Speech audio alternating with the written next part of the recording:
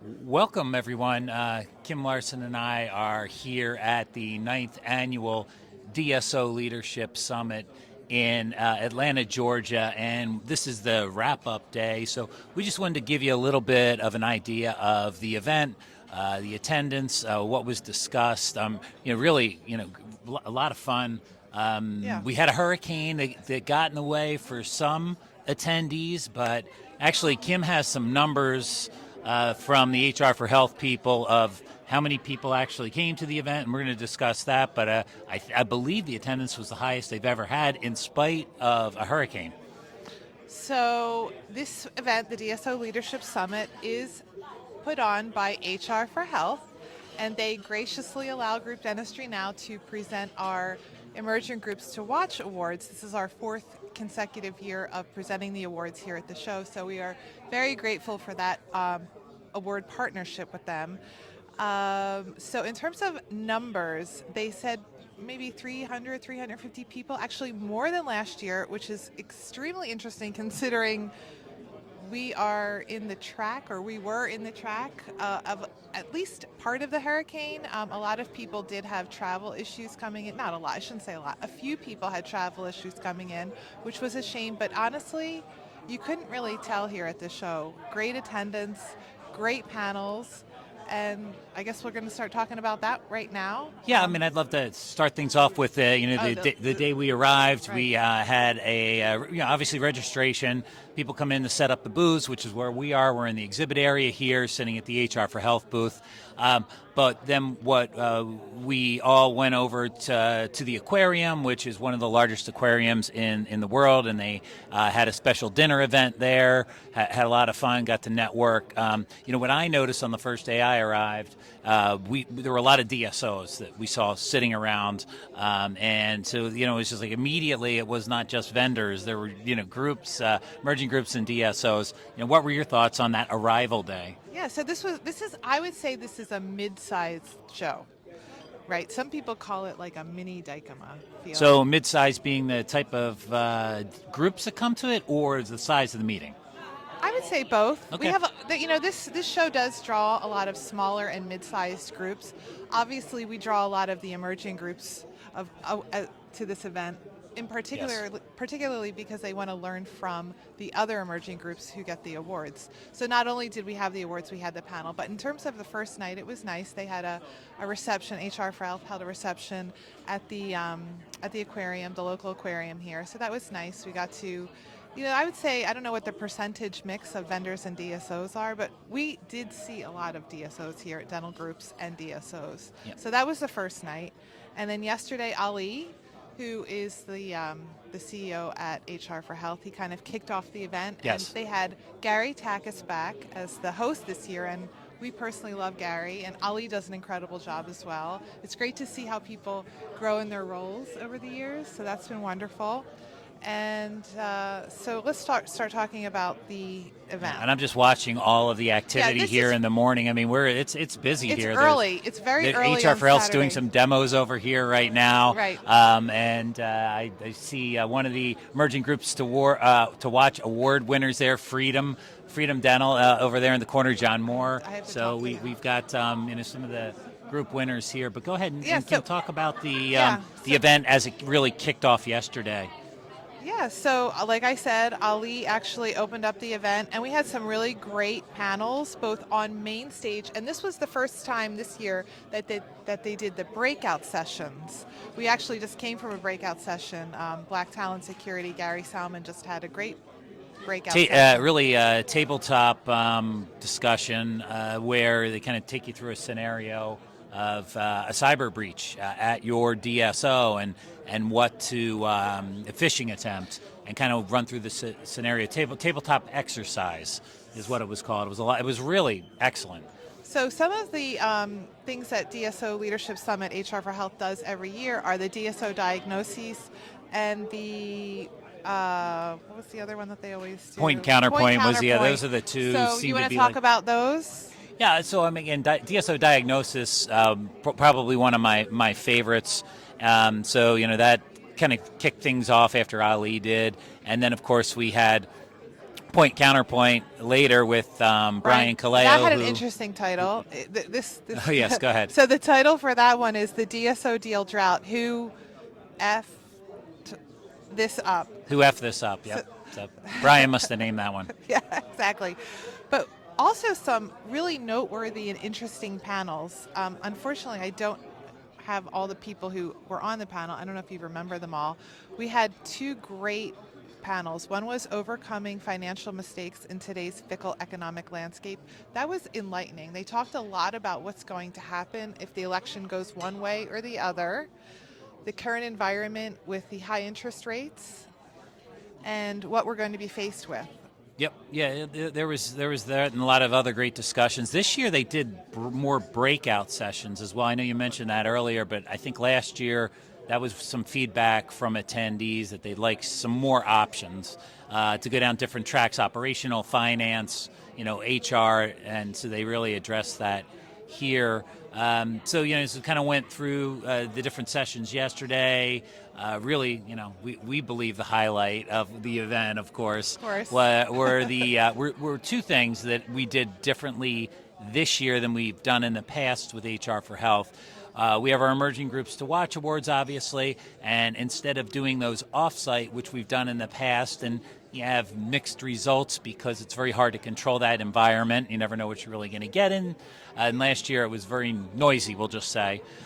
We had the Emerging Groups to Watch Awards, which Kim hosted brilliantly. Thank you. And gave out those awards to 7 winners. And it was such a wonderful event. If you are an emerging group to watch, we're going to try to get the video from that and post it on YouTube, our YouTube channel, and as well as our website. Yep. It was so wonderful. Now, in the past, all of the groups have had great gratitude for being recognized, but this year we could actually really hear from them. And some of the stories, their acceptance speeches, were incredibly moving and inspiring. So that was really special for me personally, to not only that I had the privilege of giving them the award, but also being up there with them to experience their joy and their gratitude. It was really moving.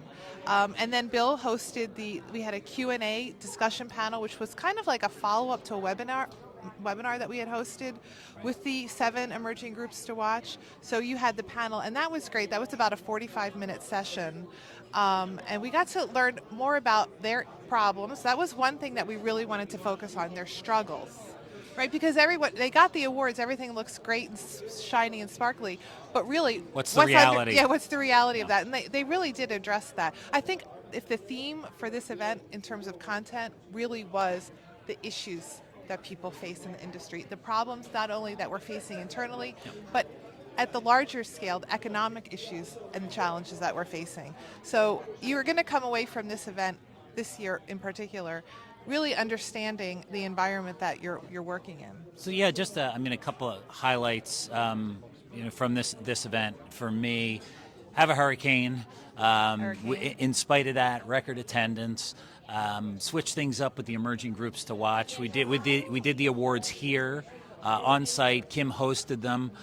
They were wonderful. The acceptance speeches were just incredible. We had 2 husband-wife teams. We had somebody from Australia that came all the way here. Right. That's the big to get the award. One of our groups, pediatric group that we had. Pediatric group, but then one of the groups has an 80. They're led by women. 80% of their executives are females. That was also one of the winners. Yeah, absolutely. And we also had. It's a mobile dentistry unit that serves the underserved youth of Massachusetts. So in terms of diversity, this year we had the most diverse groups, and that was exciting to see all the different models, all the different ways that you can increase access to care and have this model flourish. We had one of the groups, obviously, they have huge success. I think they're going to be at 300 million in 2025. I guess that's their goal in 2025, is to be at 300 million. Mm-hmm. I think for 2024 they said when they applied for the awards, so they aspired to get to 200 million. And then we have all the way down to 6 location groups who are really just starting. But the great thing for us was that they brought their teams. Yeah. So they could celebrate their teams, and their teams could be at this event and learn the ins and outs of how to make their organizations better. And we've heard that they're going back into their practices ready to implement some great strategies and new ideas.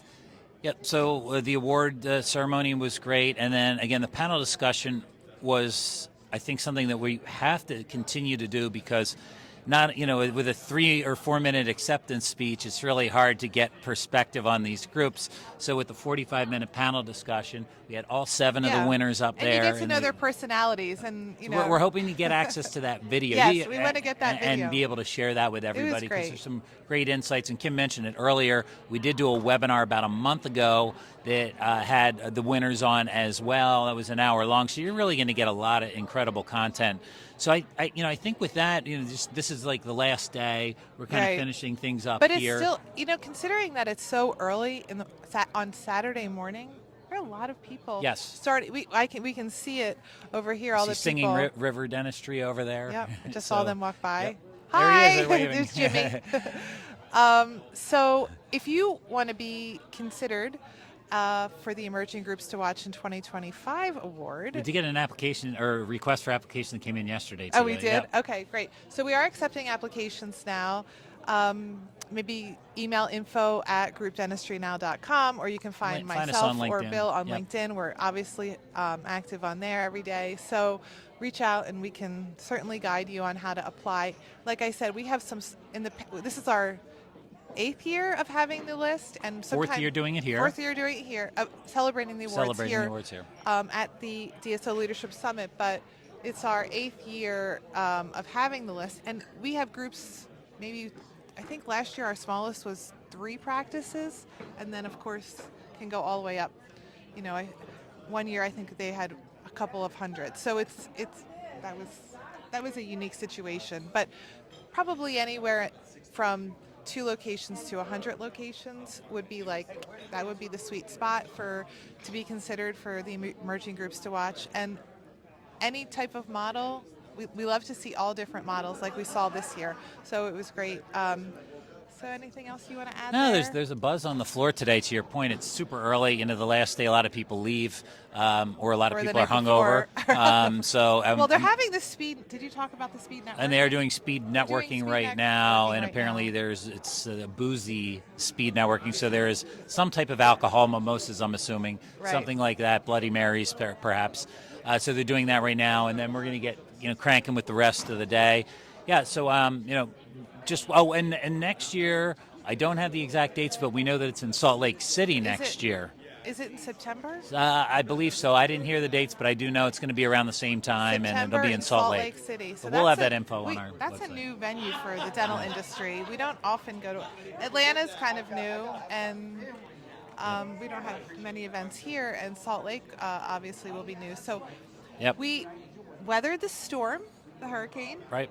And I think we have a lot of happy attendees, both exhibitors as well as DSOs and groups. That's great. Well, thanks everybody for checking this video out, and we'll keep you up to date on the DSO Leadership Summit for next year. Hosted by HR for Health. Hosted by and hopefully they'll be gracious enough to allow us to do the awards again. Yeah, and just keep an eye we'll hopefully get access to the video for the award winner and the panel discussion. Yes. And we'll have that up on the website and on our YouTube channel. But that's it. That's it. Thank you.